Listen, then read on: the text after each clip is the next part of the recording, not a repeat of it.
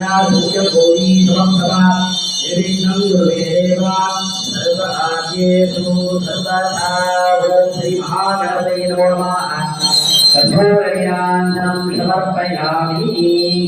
புஷ்பத்தை எடுத்து அந்த கற்பூரத்தை ஒரு 3 வாட்டி சுற்றி அந்த விநாயகர் பெருமானுடைய பாதத்தில் வச்சிருங்க. அந்த கற்பூரத்தை எல்லாரும் கொடுத்து கண்ணில் ஊற்றிட்டு அந்த கற்பூரத்தை ஓரமாக வச்சிருங்க.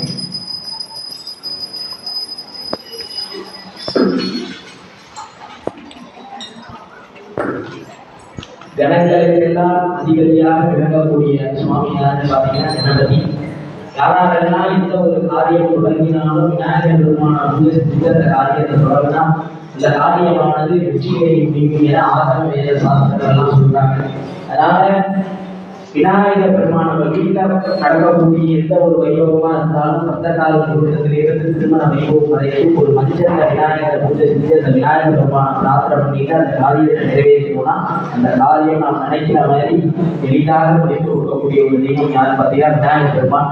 விநாயகர் பெருமான் மீது ஒரு எளிமையான தெய்வம் கிடையாது. அதனால நீங்க அப்பன் சக்கரையிலிருந்து எது தெய்வம் பண்ணாலும் விரும்பி அருள் பாலிக்கக்கூடிய ஒரே தெய்வம் விநாயகர் பெருமான். அதனால அந்த கணங்களுக்கெல்லாம் அதிபதியான கணபதியை நல்லா பிரார்த்தனை பண்ணிட்டு இந்த பூஜைகள்லாம் சிறப்பாக நடக்கணும். நம்ம இல்லத்துல இருக்கக்கூடிய எல்லாரும் சகல சௌபாகியங்களோட இருக்கணும்னு நல்லா விநாயகர் பெருமானை பிரார்த்தனை பண்ணிட்டு உங்களுடைய பல நாள் ஏதாவது ஒரு காரியங்கள்லாம் சித்தி ஆகனா அந்த விநாயகர் பெருமான் உங்களுக்கு எதிர இருக்கக்கூடிய நீங்கள் பூஜை செய்யக்கூடிய இடத்துல அருள் பாலிக்க கொண்டிருக்கிறார். அதனால அந்த விநாயகர் பெருமானை நல்லா மனசார பிரார்த்தனை பண்ணிட்டு எனக்கு அடுத்த வருடத்துக்குள்ள அந்த காரியத்தை சித்தி பண்ணி கொடுங்க அப்படின்னு சுவாமியை மனதார பிரார்த்தனை பண்ணுங்க. அதுபோல மாதத்திற்கு ஒருமுறை வரக்கூடிய சங்கடகர சதுர்த்தி என்று சொல்லக்கூடிய வைபவம் அதுல சங்கடங்களை தீர்க்கக்கூடியதுனாலதான் அந்த சங்கடகர சதுர்த்தின்னு பேருது.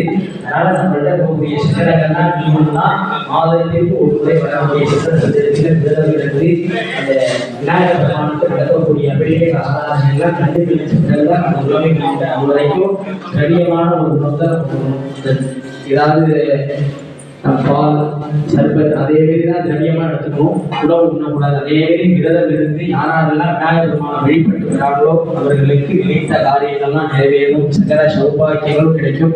அதனால நம்ம ஆலயத்துல சங்கட சதுர்த்திலாம் நடந்துட்டு இருக்கு. எல்லாரும் விநாயகர் பெருமானை தரிசனம் பண்ணி விநாயகர் பெருமானுடைய அருளை பரிபூரணமாக பெறுமாறு கேட்டுக்கொள்கிறோம். அடுத்ததாக உங்க